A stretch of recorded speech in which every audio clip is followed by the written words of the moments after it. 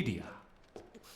ఇందులో నా ప్రశ్న ఏంటంటే, నిజాన్ని కాపాడడానికే మీడియా ఉందా, లేక మీడియా చెప్పేదే నిజమా? దీనికి సమాధానం అయ్యర్ గారు చెప్పినా చాలు. మీడియా చెప్పేది మాత్రమే నిజం కదా? అలాగే ఉండాలి. ఎందుకంటే 1994లో మీడియా ఇలాంటి ఒక నిజాన్ని చెప్పింది. ఐఎస్ఆర్ఓ రహస్యాల్ని దోచుకున్న ఇండియాకి వ్యతిరేకమైన దేశద్రోహుల కేసు కోర్టుకొచ్చింది. మీడియా తీర్మానించిన శిక్ష రద్దయింది. నిజం నిరూపించబడి అతను నేరస్తుడు కాదని 25 ఏళ్ల తర్వాత రుజువైంది. దేశం అతనికి పద్మభూషణ్ బిరుదిచ్చి గౌరవించింది. కానీ ఏపీజే అబ్దుల్ కలాం స్థాయిలో ప్రపంచ ప్రఖ్యాతి పొందాల్సిన వ్యక్తి లాకప్లో పోలీసుల చేత 3rd డిగ్రీ అనుభవిస్తున్నప్పుడు కూడా పత్రికలో వచ్చింది చదివి ఊరి ప్రజలు దేశద్రోహి అని ముద్ర వేసినప్పుడు డే ఆఫ్టర్ డే ఇవే పత్రికలు సర్క్యులేషన్లో రికార్డ్ క్రియేట్ చేసినప్పుడు మీడియా ఆ రోజు కూడా నిజం మాత్రమే చెప్పింది కదా Iyer sir. And that rises my question your honour. తీర్పు నిర్ణయించడానికి మీడియా, శిక్ష విధించడానికి పోలీసులు ఉన్నప్పుడు మరి ఇంకెందుకు నల్ల కోట్లు, నల్ల గౌన్లు వేసుకున్న బఫూన్లు? అరే వా, what a comparison, what a wonderful comparison your honour. Defence lawyer గారి ఈ డైలాగ్ విన్న తర్వాత ఇదిగో నా రోమాలు డెక్కబడుచుకుంటున్నాయి. ఇంకా తను చెప్పేది వింటూ ఉంటే ఇంకేముంది, ఆ నలుగురిని మహాత్ములతో కూడా కంపేర్ చేస్తాడేమో ఇతను. రామనగర పోలీస్ స్టేషన్లో 14 కేసుల్లో నేరం నిరూపించబడ్డ క్రిమినల్స్ వాళ్ళ కోసం ఈయన కొంచెం కూడా సిగ్గు లేకుండా వాదిస్తున్నాడు. యాక్చువల్గా మీరు ఎవరు నేరస్తులు కారు అని నిరూపించడానికి ప్రయత్నిస్తున్నారు. They have committed robbery, they have been charged smuggling, they are drug peddlers, they are bloody murderers. No, they are not. Nobody is guilty unless convicted by the court. They have committed A, they have committed B, they may have committed C, but that does not imply that they will commit D. Arvind, what's your point? ఆధారాలన్నీ వాళ్ళకి వ్యతిరేకంగా ఉన్నాయి. Look at their history, look at their background, look at them for a fact. అయినా అసలు వాళ్ళని చూస్తేనే మనకు తెలుస్తుంది కదా. Come again, Your Honor. What I was about to say, వాళ్ళని చూస్తేనే తెలుస్తోంది కదా అని. ఏం చూసి తెలుసుకోవాలి యువర్ ఆనర్? వాళ్ళ రంగును చూసా, వాళ్ళు వేసుకున్న డ్రెస్సును చూసా, లేదంటే వాళ్ళ పేరా? Stop this nonsense. You think you have the audacity to challenge me in this court? Yes, I do and I will. This is the pure case of contempt of court, Your Honor, and you should interfere now. Mister, మీరు ఎంత ప్రయత్నించినా కూడా నిజాన్ని అబద్ధం చేయటం మీ వల్ల కాదు. ఎందుకంటే ఈ కేసులో ముఖ్యమైన విట్నెస్ ఉంది. పోలీసులకు వాంగ్మూలం ఇచ్చిన విట్నెస్, ఇచ్చిన వాంగ్మూలం మీదనే గట్టిగా నిలబడే ఓ eye witness. And maybe allow to produce him before court, your honour. Yeah, sure, certainly. But just hold on, just a minute. Arvind Swaminathan, you will not repeat this behavior in this court. I will warning you. Is that clear? Did you get it? Say yes or no. Yes. Yes. You may please proceed.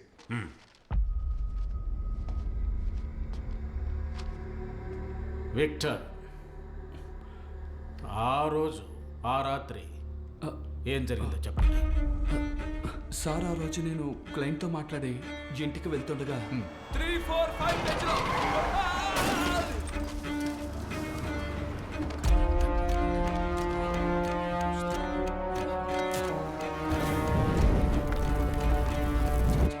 ఇప్పుడు మీరు విన్నవించిన అన్ని విషయాలు police స్టేషన్లో స్టేట్మెంట్లో వివరించారా?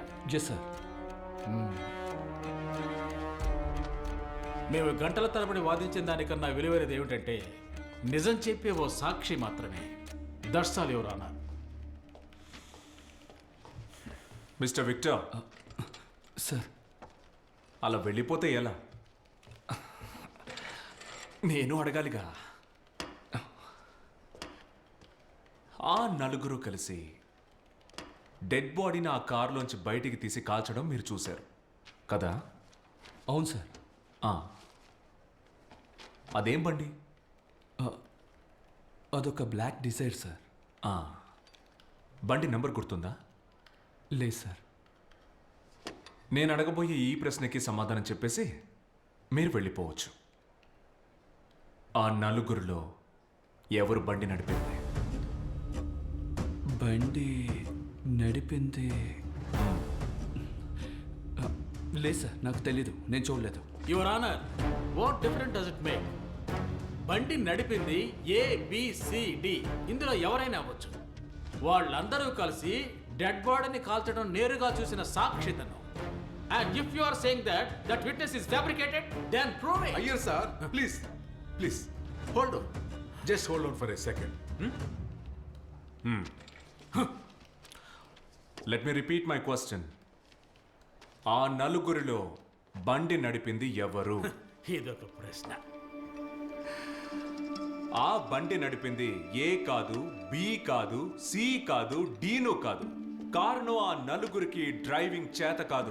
4 wheeler కాదు కదా, సాధారణ 2 wheeler drive చేయడం కూడా ఆ నలుగురికి చేత కాదు యువర్. మరి ఆ నలుగురు కలిసి బండి నడుపుకుంటూ ఆ బాడీని అక్కడికి తీసుకొచ్చి కాల్చారని అబద్ధపు స్టేట్మెంట్ సబ్మిట్ చేసిన ప్రాసిక్యూషన్ ని అడుగుతున్నాను. ఆ నలుగురు కాకపోతే then who drove that car? Come on, sir, I repeat. What difference does it make? బండి నడిపింది ఎవరైనా కావచ్చు. అయ్యర్ సార్, CW6 చెప్పిన statement, do you stand by that or not? Sir, ఏమిటిది? Yes or no? Yes I do. In which case his question is pretty valid. Drive చేసింది ఎవరు? Who drove the vehicle? Maybe they hide a fifth person. A fifth person. Police records లో ఎక్కడా బయటపడని, I witness కూడా కనిపించని ఆ 5వ మనిషి. Encounter లో చనిపోయింది నలుగురు మాత్రమే, కానీ ఇంకో వ్యక్తి ఇంకా ప్రాణాలతో ఉన్నాడు, మన మధ్య ఉన్నాడు. అన్నీ తెలిసిన వ్యక్తి 5వ వ్యక్తి.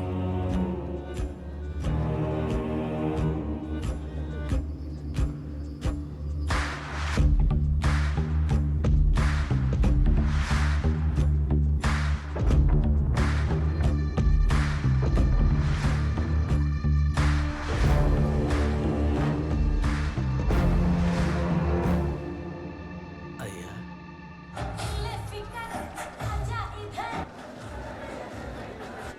అయ్యా, ఇప్పుడైనా కొంచెం చెప్పండి అయ్యా. సార్, ఏమిటి మీరు మాట్లాడేది? మీతో ఎన్నిసార్లు చెప్పాలి? అవన్నీ ఇక్కడ కాదు సార్, మీ వెనక అడ్మిషన్స్ కోసం వెయిట్ అయ్యా, చేస్తున్నా. మా అమ్మాయి విషయం అయ్యా. చెప్తే అర్థం కదా మీకు? అయ్యా, వెళ్ళండి సార్, ఊరికే టైం వేస్ట్ చేస్తూ. తర్వాత ఎవరో రండి. ఏ department? Nothing doing. 7:30. Okay. Sure, ma'am. ఒక్క నిమిషం. Good night. Okay, good night, ma'am. Okay, ma'am. Good night, ma'am. Good night.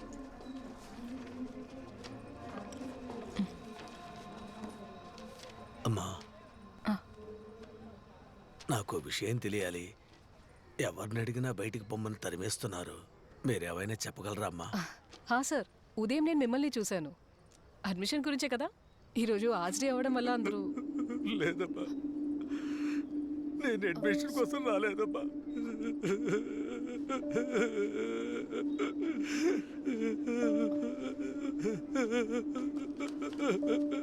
నేను అడ్మిషన్ కోసం రాలేదమ్మా. ఎందుకు సార్ ఏడుస్తున్నారు? అమ్మా, నా కూతురు పోయిందమ్మా. నా కూతురు చచ్చిపోయిందమ్మా. ఈ లోకాన్ని వదిలిపెట్టి వెళ్ళిన నా కూతురు శవాన్ని తీసుకెళ్ళడానికే నేను ఇక్కడికి వచ్చానమ్మా.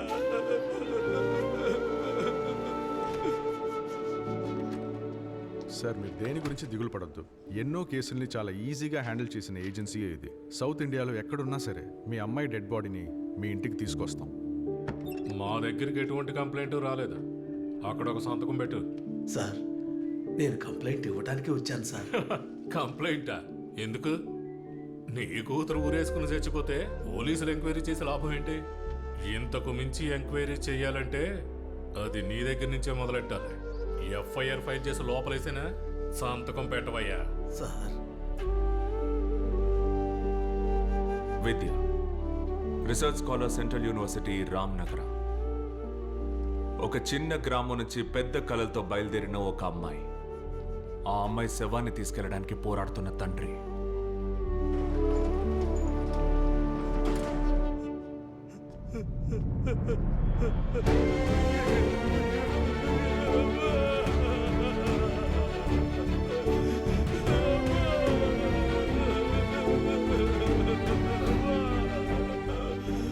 కూతుర్ని కోల్పోయిన తండ్రి తండ్రికి సహాయం చేయాలన్న ఉద్దేశంతోనే ఆ నిమిషం వరకు సభ ఆలోచించింది. కానీ ఆ నిమిషం నుంచి తనకే తెలీదు తను ప్రయాణిస్తోంది తన మరణం వైపు అని. కారణం విద్య అనే అమ్మాయి సూసైడ్ చేసుకున్న రోజు, అంటే జూలై 8వ తారీఖు రాత్రి తను చనిపోవడానికి కొన్ని గంటల ముందు, ఒకవేళ కొన్ని నిమిషాల ముందు కూడా అయి ఉండొచ్చు. తనని చివరిగా చూసిన వ్యక్తి దట్ వాస్ సభా.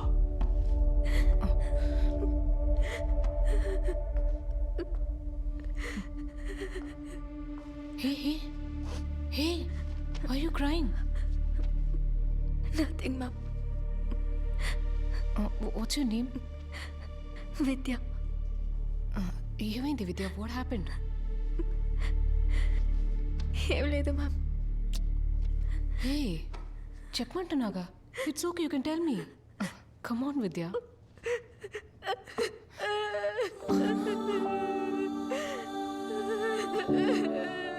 Hey. ఇలా చూడు, డోంట్ క్రై. నేను ఇప్పుడే మా ఊరికి వెళ్తానండి. నేను ఇక్కడ Look, Vidya, don't cry, relax. See, Nanna's calling. చూడు. Come on, Vidya, be strong. ఏడవకు. నా మాట విను. You're a good girl. కళ్ళు తుడుచుకొని నాన్నతో ఒకసారి మాట్లాడు. ఇదిగో.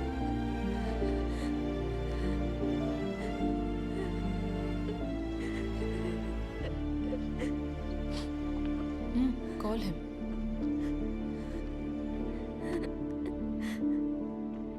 హలో విద్యా, చెప్పు నాన్న. ఏంటబ్బా ఎలా ఉన్నావు? బాగున్నాను నాన్న.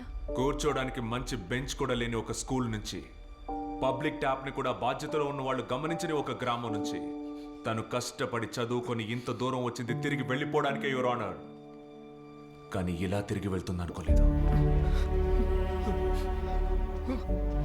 నాకు ఎవరూ లేరు, అయిపోయింది. ఒక్క నిమిషంలో తను కన్న కళ్ళలన్నీ పక్కన పెట్టి ఇలా చేసుకుందంటే దానికి ఒక కారణం ఉంది, దానికి కారకులు ఉన్నారు.